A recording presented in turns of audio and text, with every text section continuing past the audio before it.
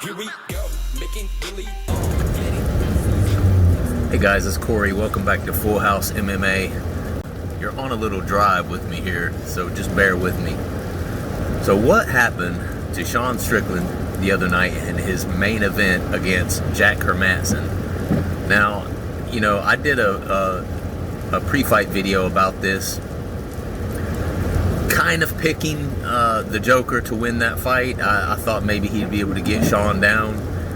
Sean surprised me, as I'm sure a lot of other folks, with his takedown defense. He did a great job of, you know, keeping his back off the fence, and then when he was put on the fence, keeping his hand under the shoulder and under the arms, you know, trying to remain in some sort of underhook position with the Joker. And he did a great job of staying off the mat. He never really got taken down there. And I did say in the video that if the Joker was not able to take Sean Strickland down, then that's probably what we were going to be looking at, is either a knockout or a decision via Sean Strickland. However, one thing that happened that I did not see coming is the lack of activity from Sean Strickland.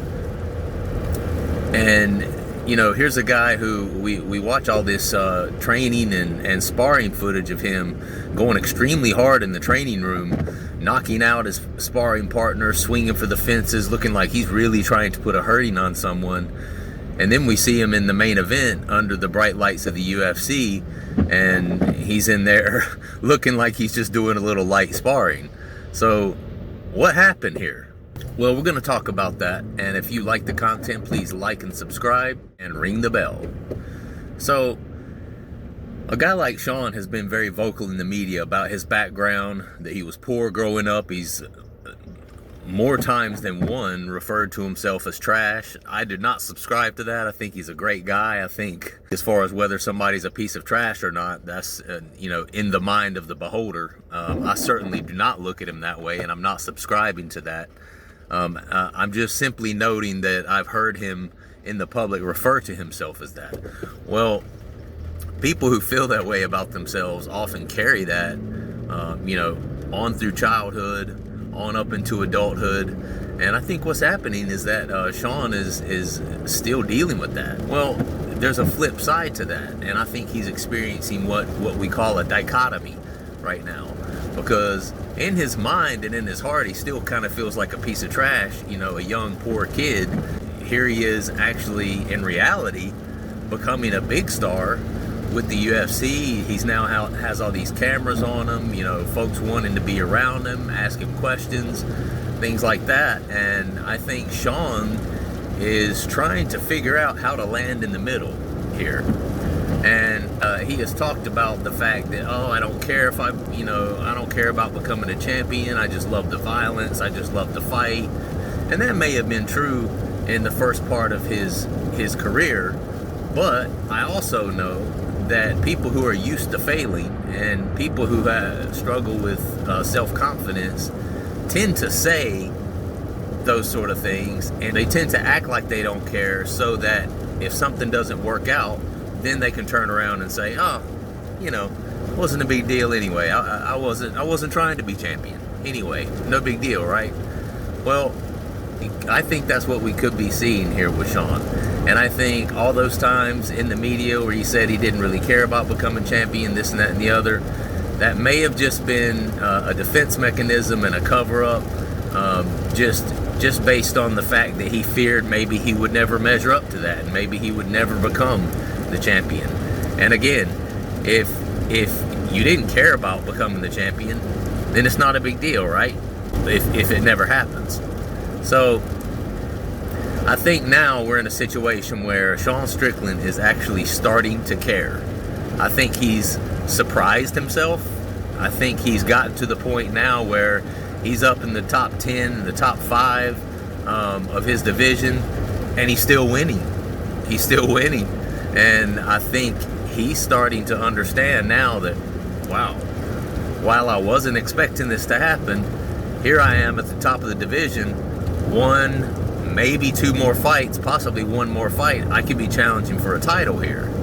And I think this is something that Sean mentally and emotionally was not really prepared for. So here's what I think happened in the fight this Saturday night. You know, you see him killing people in the training room. You think to yourself, man, if the guy's trying to kill his sparring partners, then he's going to take off the head of Jack Hermansson and, you know, put it on a stick in the middle of the octagon once he gets into the fight. Well, that's not what happened. And I think the reason for that is Sean Strickland is actually starting to care now. I think he's starting to drink his own Kool-Aid. He's starting to see that, hey, maybe I do have a chance to you know, win this title and be a champion, and maybe I'm not that piece of trash that I've been referring to myself as over the past several years. That's kind of become my MO and my shtick. And you know, when you step in that octagon, it's a matter of millimeters, it's a matter of inches. And I think even though he may not admit it, and he kind of brushes off the title shot as, oh, you know, if it happens, cool, if not, whatever. I think that Sean, I think he's playing us. I think at this point he really does want that. He's looking for that to happen, and in fact, I think he's wanting that more than anything in the world right now. And I think we saw the result of that this past Saturday night. I think he fought very careful, very reserved, very tentative, because he doesn't want to lose that opportunity to finally become the champion and to become that thing that he always doubted himself to be able to become. So that's my thought on Sean Strickland.